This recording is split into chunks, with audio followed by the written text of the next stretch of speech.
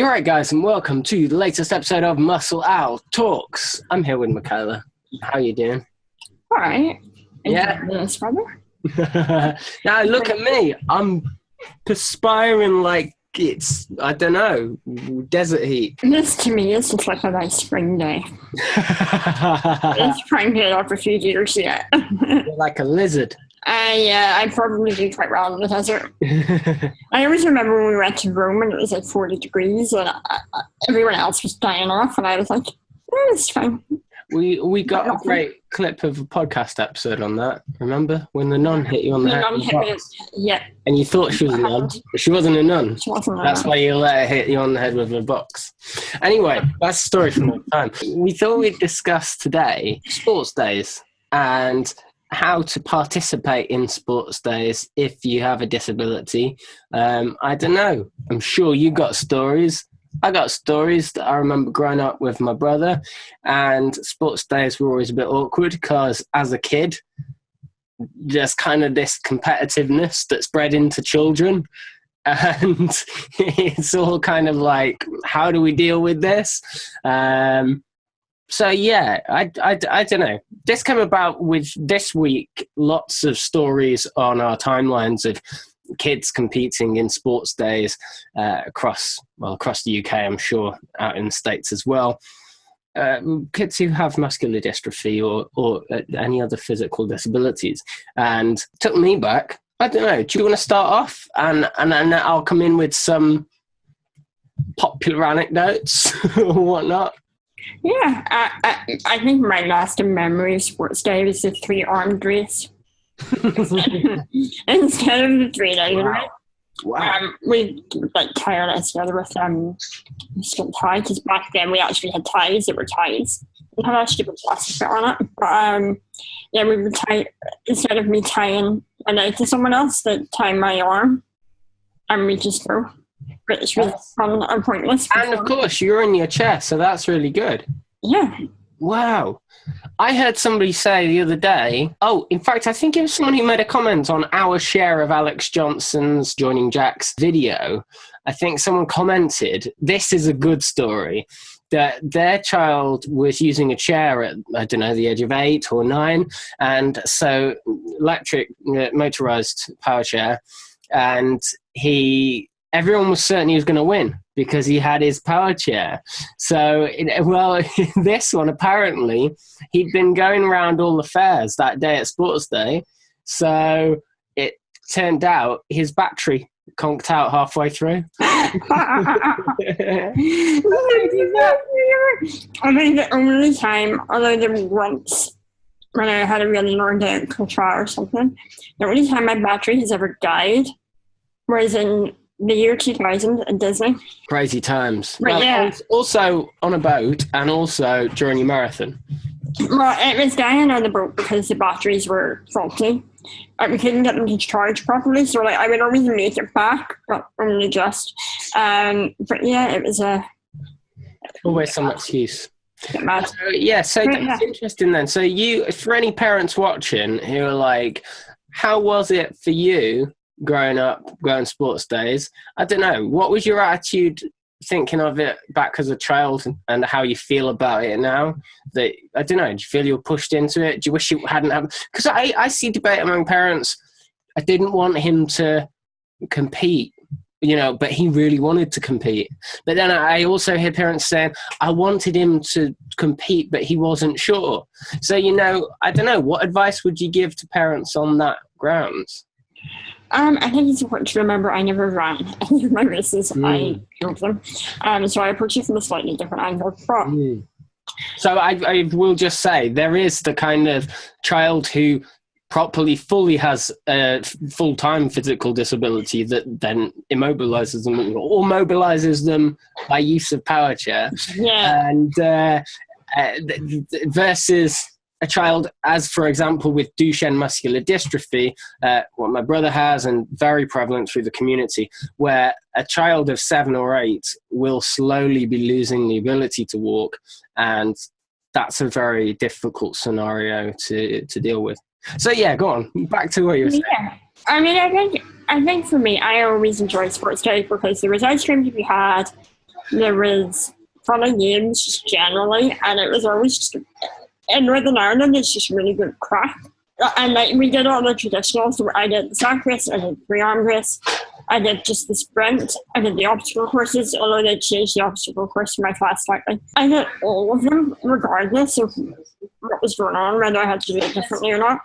And I always aced the egg and spoon race since I never dropped it. Nice. And, you get perks and the kids think it's great. I think for someone who is on their feet, they just enjoy it, as long as they are enjoying it. There's no point in putting them through something that they're not going to enjoy. But so long as there is an enjoyment there, go for it. Because at the end of the day, and that's no different for me. If the enjoyment was there, go for it. I mean, that's the whole idea of sports day. It's go out and have a bit of fun. Yeah. No one learns to be that fun. And I think for the other kids in the classes in the school, it teaches them a little bit of something about resilience and about the ability to push through and still achieve. Yeah. But like, I mean, sports day as a child, I was competing in all the races. Once I hit secondary school, I sat in the library and watched Harry Potter all day, and they didn't care. Oh, really? Yeah. No, that's amazing.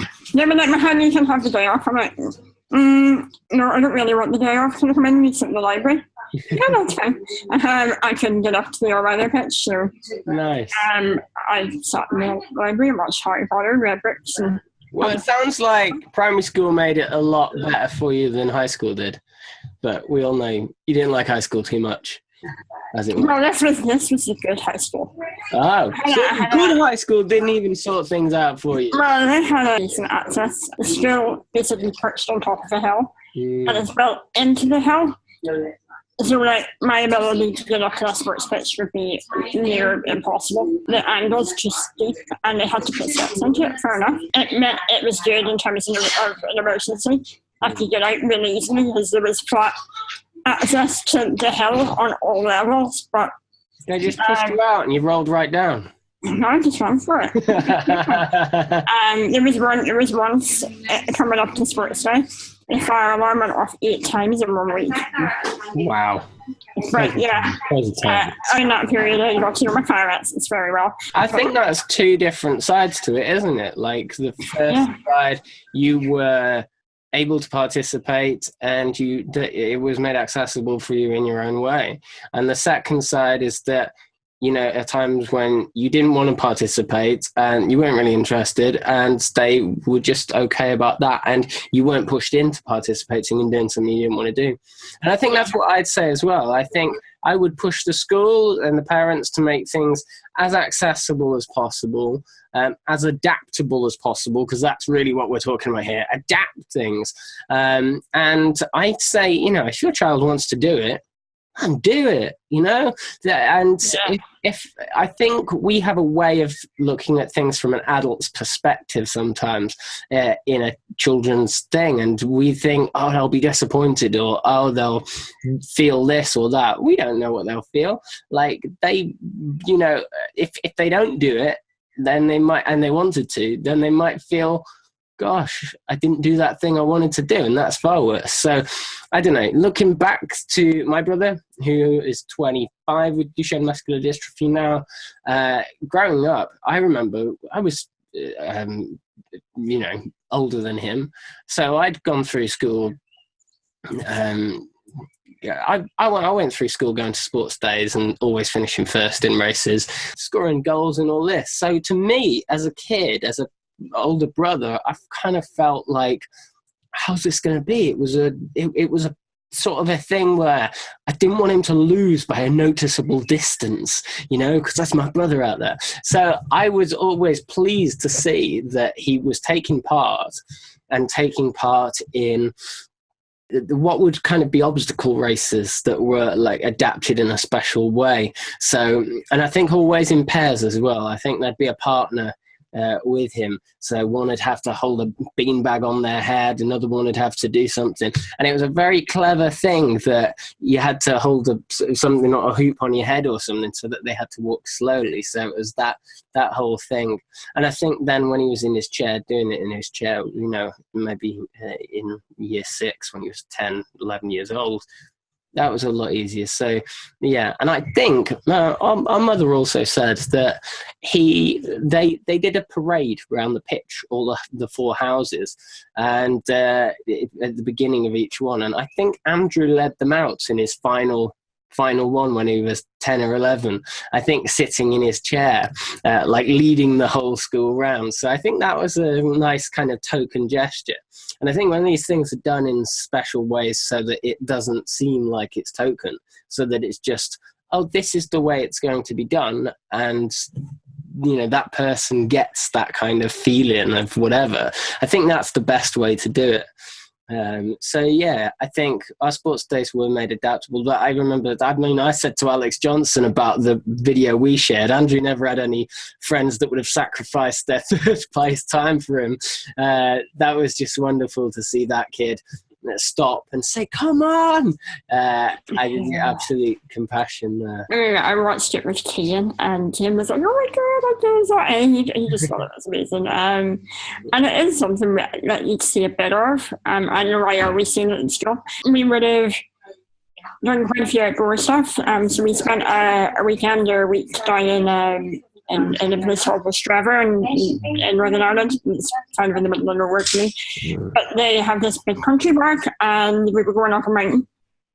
And I was a weird child and got on far better with the boys in my class than I did the girls.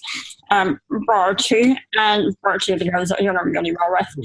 And they all come over and just lifted me in my chair and carried me up the mountain. And it was just... How old were you? I was about 8 or 9.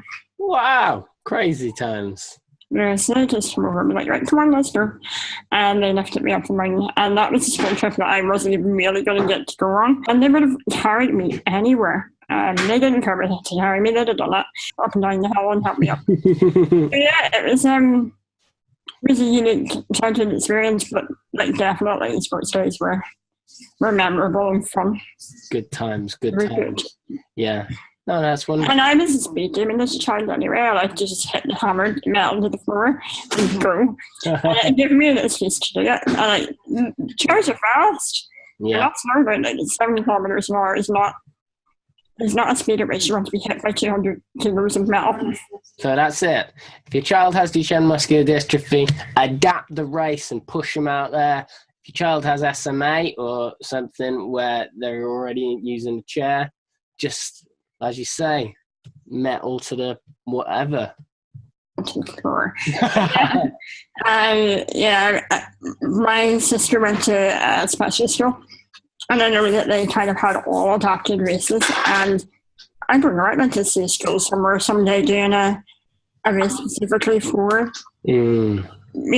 specifically for everyone to be done in a manual wheelchair. That would be very good. It seems. Yeah. One side push the other. You have to. Yeah. That would be really. Yeah, I like that one. And Muscle Owl campaign. Some of us. Next year. Yeah. Someone. Some of me and a couple of friends from over here, all on wheelchairs, do this thing called chariot races, which are only for adults. I will say that now. An adult will sit in an office chair, hold on to the back of a wheelchair, and in teams of 2 wheelchairs, you race down a long corridor somewhere with the objective of knocking the person in the office chair out of their chair. Wow. It's amazing. Great fun. Mad times. It's like the adult sports day. That's what these kids have got to look forward to then. It's like the parents' race of the wheelchair work. It's one of my favourites. Right. Wonderful episode. We hope you've enjoyed. Maybe, I don't know, if you're a parent, maybe you learned something. Maybe you had a chuckle along with us too. Yeah. As always, if you want to get in touch, do so. Make sure you like us on Facebook and everywhere else. And if you liked it, give it a share. That's always good. And hopefully we'll see you again real soon. On sports day. Bye. Bye.